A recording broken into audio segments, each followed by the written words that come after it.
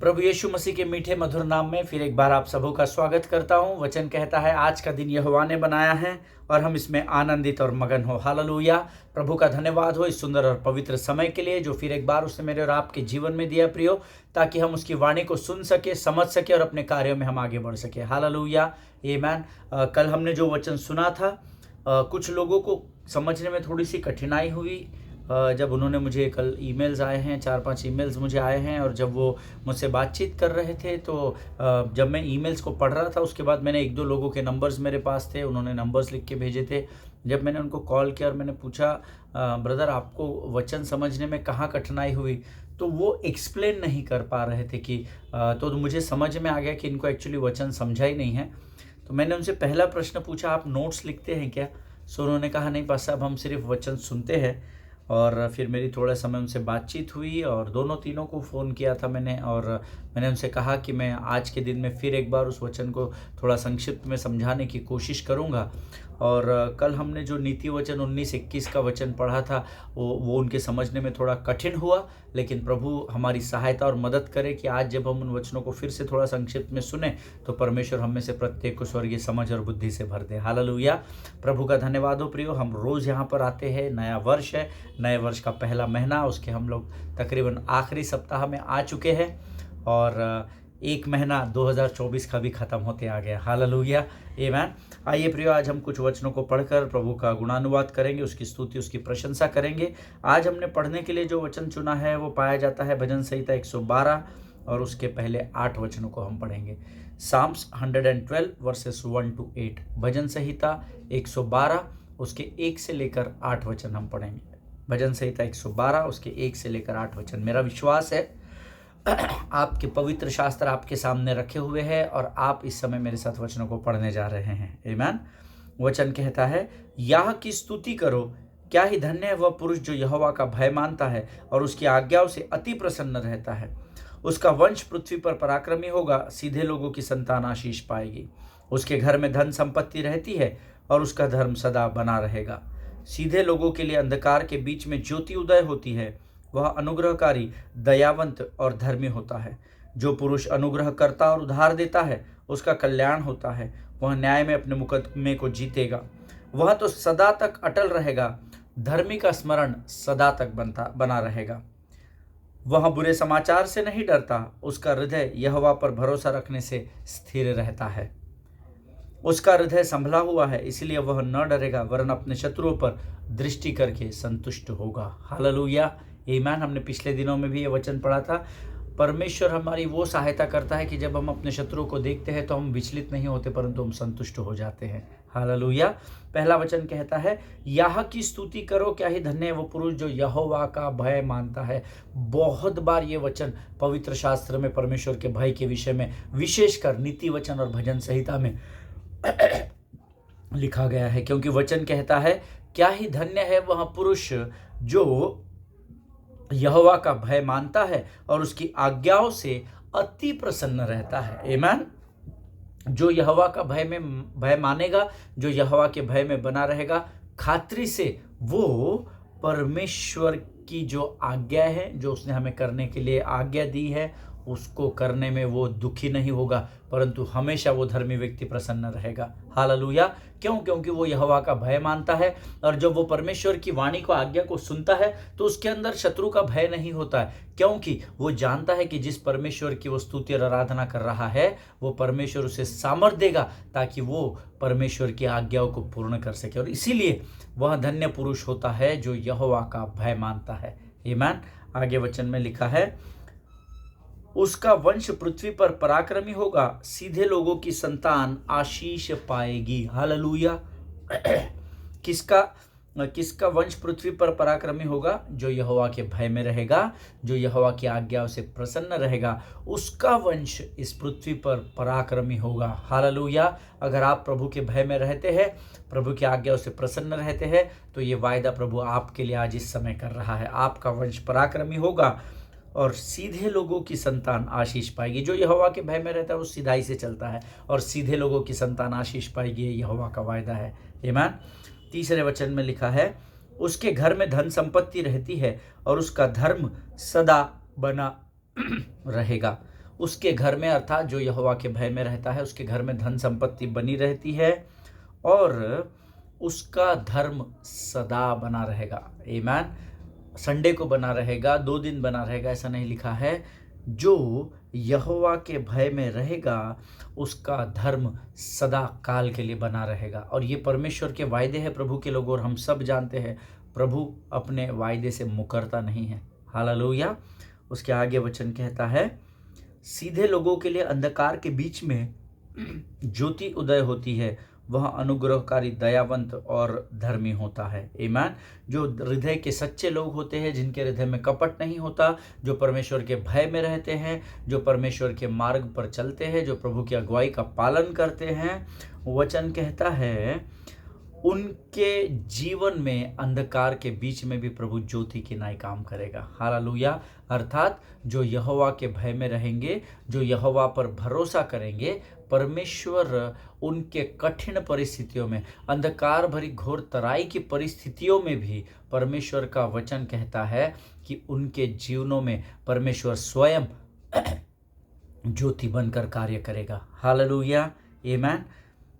जो पुरुष अनुग्रह करता और उधार देता है उसका कल्याण होता है, वह न्याय में अपने मुकदमे को जीतेगा। आमीन। ये वचन अंडरलाइन करें, अद्भुत वचन है। वचन में लिखा हुआ है, जो पुरुष अनुग्रह करता और उधार देता है, बैच पर देता नहीं लिखा है ना। जिनके सुनने के कान हो वो सुन ले वचन क्या कहता है। जो पुरुष अनुग्रह करता और उधार देता है। आप जानते हैं अनुग्रह कौन करता है? जिस पर अनुग्रह बना हुआ होता है। हालेलुया।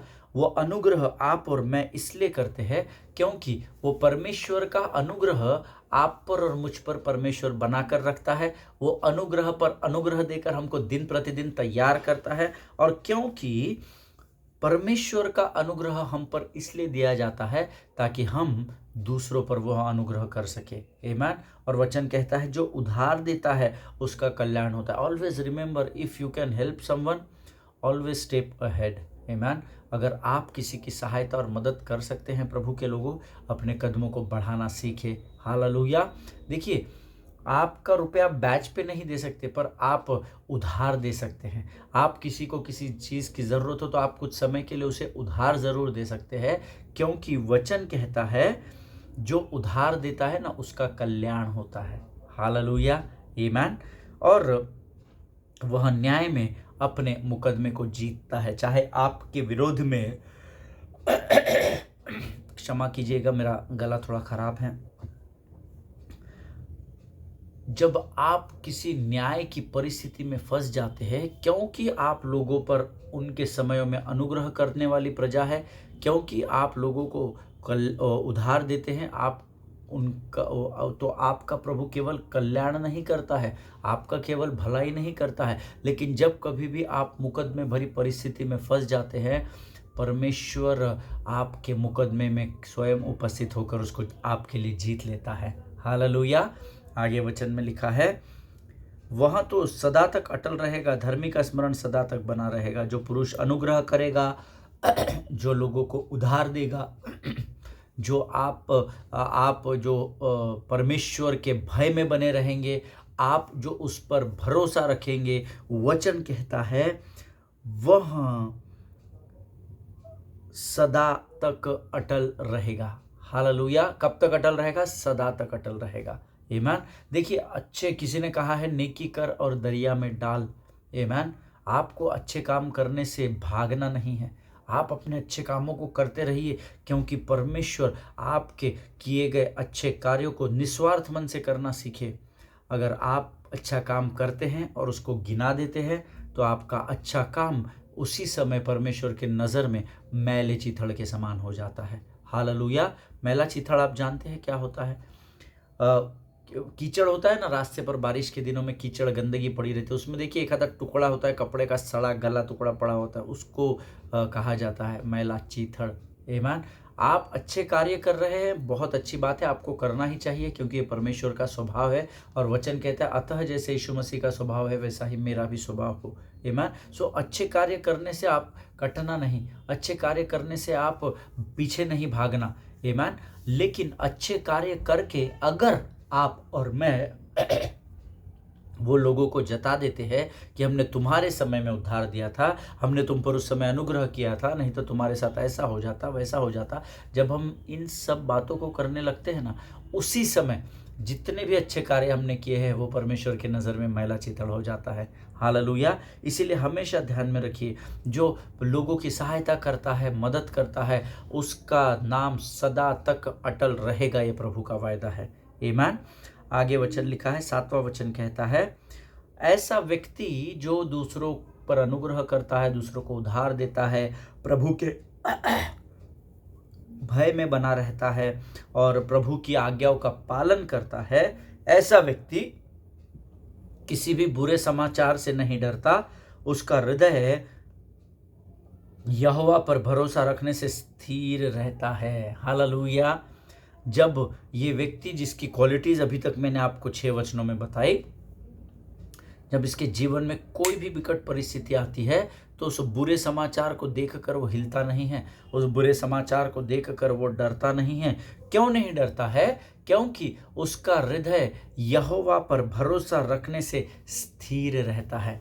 आमीन। आपके हृदय को अगर आपको विचलित होने से बचाना है, आपके हृदय को अगर आपको सटीक तरीके से संभाल कर रखना है, तो एक ही काम आपको और मुझे करना है, हमको यहोवा पर भरोसा रखना है। हालेलुया। मैं आपसे वायदा करता हूँ, 20 से 24 वर्ष मुझे मेरा सेवकाई हुआ है और उसमें बहुत सारी कठिन परिस्थितियाँ आई, अप्स एंड डाउन्स लाइफ में आए, लेकिन हर बार मैंने यहोवा पर भरोसा रखा और वहाँ से, जहाँ से स्क्रैच से मैंने शुरू किया था, परमेश्वर उन दिनों से मुझे आज यहाँ तक सुरक्षित लेकर आया। हालेलुया। आमीन। वह बुरे समाचार से नहीं डरता, उसका हृदय यहोवा पर भरोसा रखने से स्थिर रहता है। और ऐसे व्यक्ति का हृदय, 8वां वचन कहता है, संभला हुआ है, इसलिए वह न डरेगा, वरन अपने शत्रुओं पर दृष्टि करके संतुष्ट होगा। ऐसा वचन लिखा है, संतुष्ट होगा। संतुष्टि हम गाते हैं ना, संतुष्टि संतुष्टि यीशु में संतुष्टि। आमीन। हमेशा स्मरण रखिएगा, वचन जो कहता है वो सत्य है। आमीन। क्योंकि वचन अटल है, ऐसा लिखा हुआ है। उसका हृदय संभला हुआ है, क्योंकि उसका भरोसा यहोवा पर है, इसलिए हृदय संभला हुआ है। और हृदय अपने आपे में है, इसका मतलब डर उस हृदय को, उस मन को स्पर्श कर ही नहीं सकता। आमीन। वरन वो क्या करता है, जब शत्रु उसके सामने से आता है तो शत्रु को देखकर संतुष्ट होता है, शत्रु को देखकर विचलित नहीं होता। और यही मेरा और आपका स्वभाव होना चाहिए। हालेलुया। आमीन।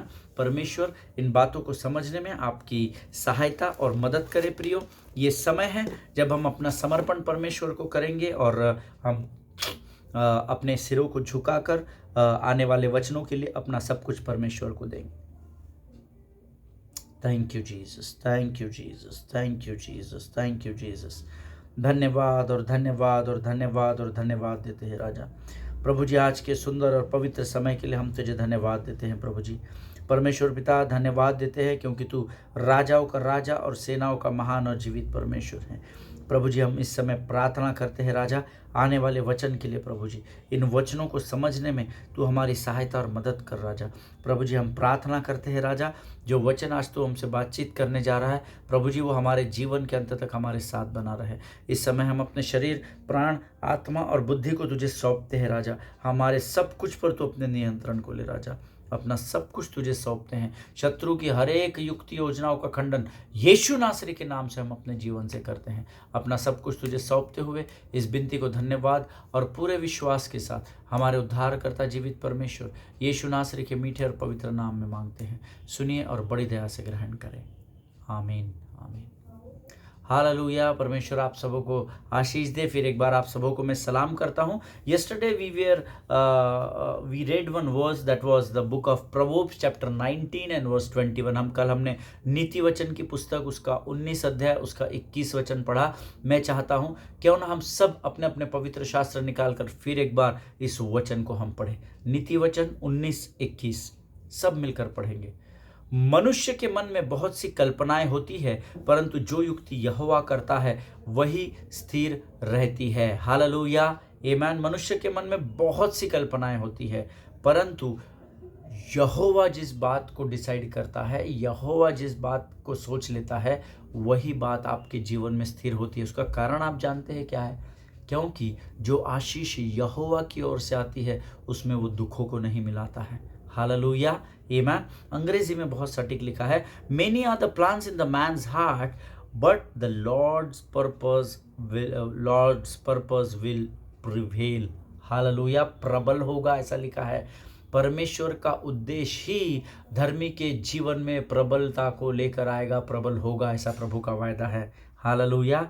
यहाँ पर वचन कहता है कि मनुष्य की कल्पनाएं तो बहुत सारी ना, हमारे मन में बहुत सारे विचार चलते रहते, बहुत सारी कल्पना, ये ऐसा हो जाएगा, वो वैसा हो जाएगा, लगातार हम लोग सोचते रहते हैं। परंतु यीशु मसीह का वचन कहता है, बाबा तुम सोच रहे हो वो अच्छा है, लेकिन मेरे पास एक पर्पस है, आई हैव अ पर्पस, मेरे पास एक उद्देश्य है, और मैं इस उद्देश्य को तुम्हारे जीवन के द्वारा इस पृथ्वी पर पूर्ण करूंगा। हालेलुया। इसीलिए हमें गीत गाते हैं, करता समर्पण आत्मा और जीवन, तेरी आराधना में तन मन और धन, तेरी आराधना में तन मन और धन। आमीन।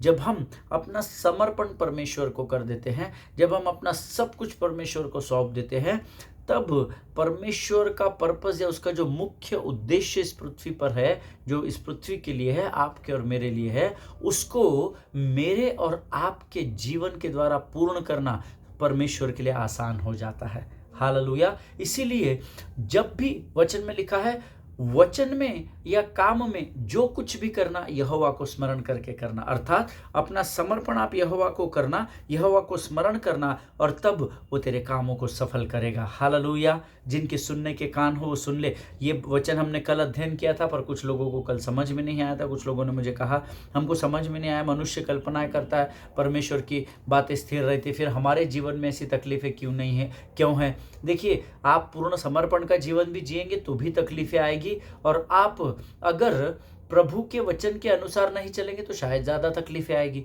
लेकिन तकलीफें आएगी दोनों कंडीशन में। वाई? बिकॉज जब आप प्रभु के मार्ग पर चलते हैं ना, तो शैतान बौखला जाता है और वो अपना हर एक तीर आप पर चलाएगा। And I told you, he has only one weapon to get, and you know वो तीर कौन सा है? To get into your head, आपके मन में, बिकॉज आपका मन शत्रु की युद्ध भूमि है, वो यहाँ पर आपको कमज़ोर करेगा। हालेलुया। इस बात को हमेशा स्मरण रखना प्रभु के लोगों। परमेश्वर अगम्य बुद्धि का परमेश्वर है, और उसने अपनी इच्छाओं को वचन के रूप में आपको और मुझे लिखित रूप में लोगोस वर्ड में दे दिया है, written word of God. Hallelujah. Theology हमको दे दी है, रिटन वर्ड दे दिया है।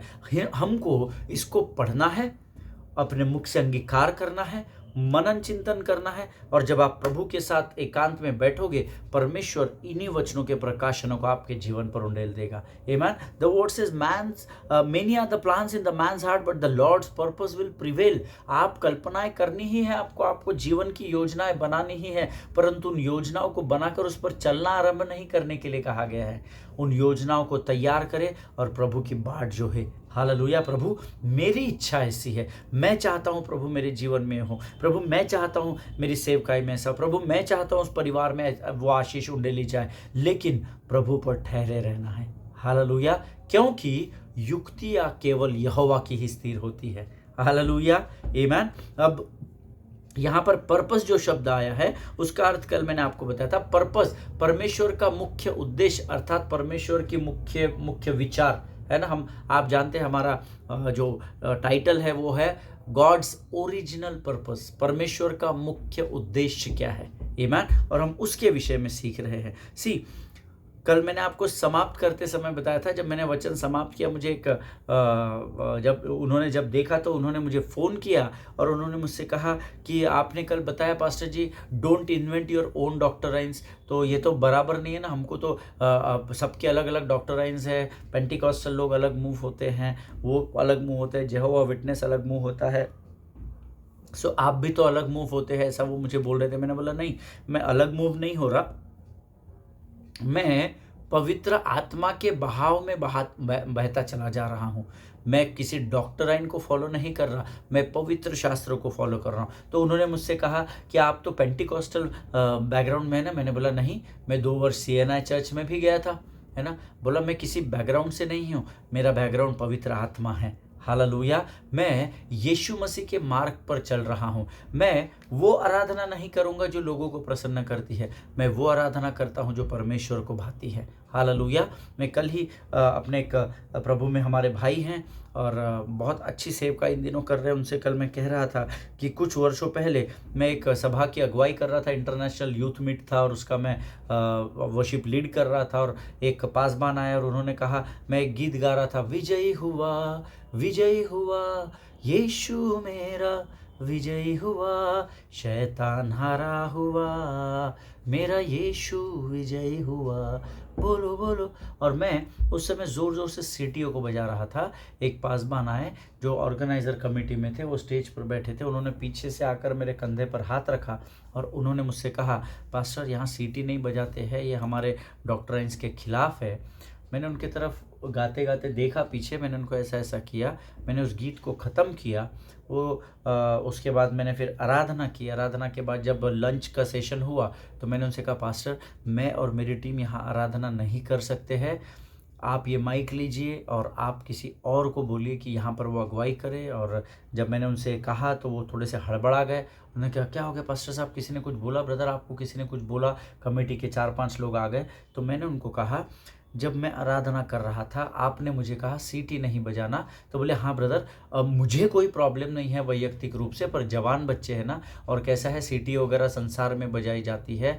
मैंने उनको पवित्र शास्त्र के कुछ कोटेशन बताए, जिसमें मैंने उनको एक एग्जाम्पल दिया कि चरवाहा अपनी भेड़ों को सीटी बजा बजा कर इकट्ठा करता है। हालेलुया। और मैंने उस कमेटी से कहा, पास्टर ये बहुत बड़ा मीट है, मैं आपका बहुत धन्यवादी हूँ कि आपने मुझे यहाँ पर इनवाइट किया और मुझे इस योग्य समझा, मुझे और मेरे लोगों को यहाँ पर बुलाया इस इंटरनेशनल यूथ मीट में, लेकिन मैं यहाँ पर आपके डॉक्ट्राइन्स को फॉलो करने के लिए नहीं हूँ, मैं यहाँ पर प्रभु को प्रसन्न करने के लिए खड़ा हुआ हूँ। Hallelujah. Never compromise with the kingdom of God. आमीन। कभी भी लोगों को प्रसन्न करने के लिए परमेश्वर से कॉम्प्रोमाइज नहीं करना।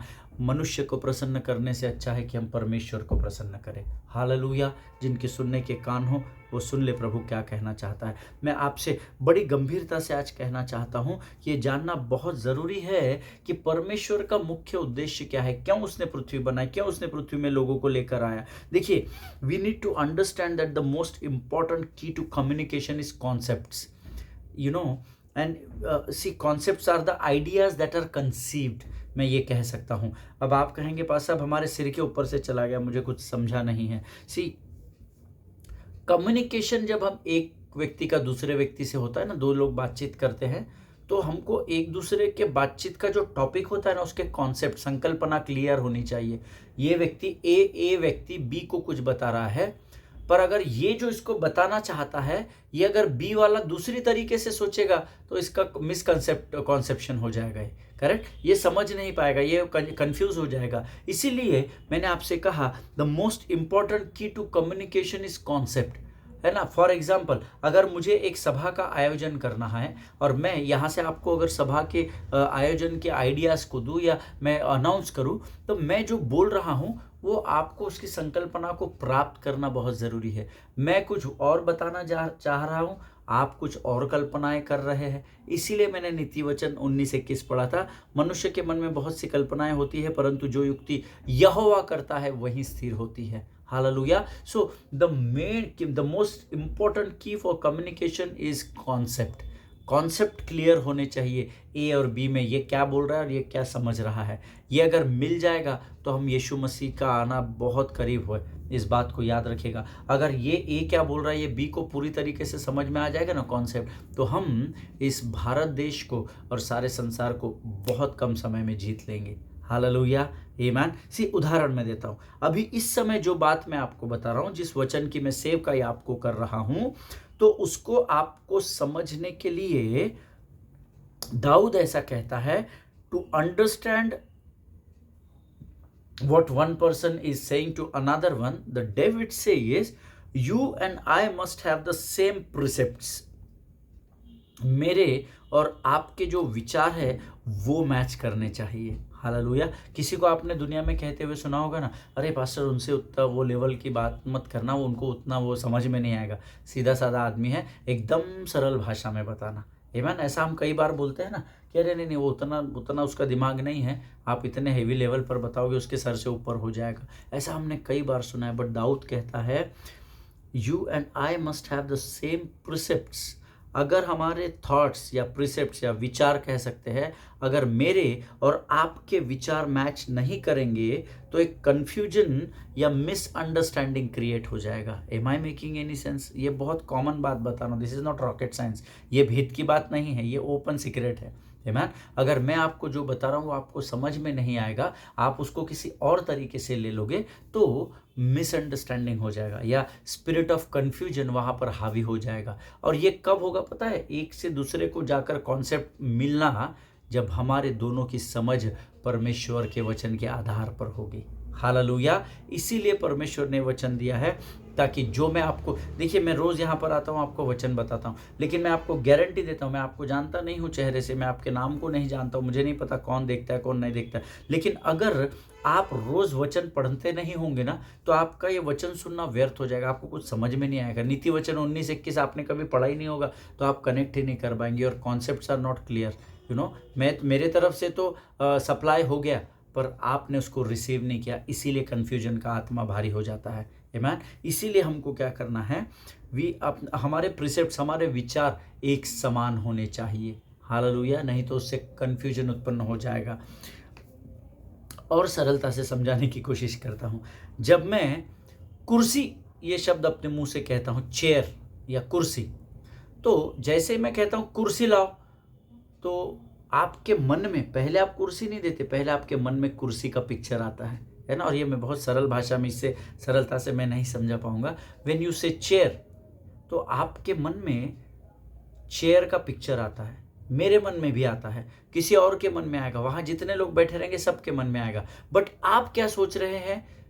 चेयर मतलब जिसको 4 पाँव रहेंगे, जिसके ऊपर आप बैठ सकते हैं, आप वो चेयर आपके मन में कल्पना आएगी। पर हो सकता है उस समय मैं सोफा की बात कर रहा हूँ, हो सकता है उस समय मैं स्टूल कह रहा हूँ, क्योंकि स्टूल पर भी बैठा जाता है, स्टूल के भी 4 पाँव होते हैं।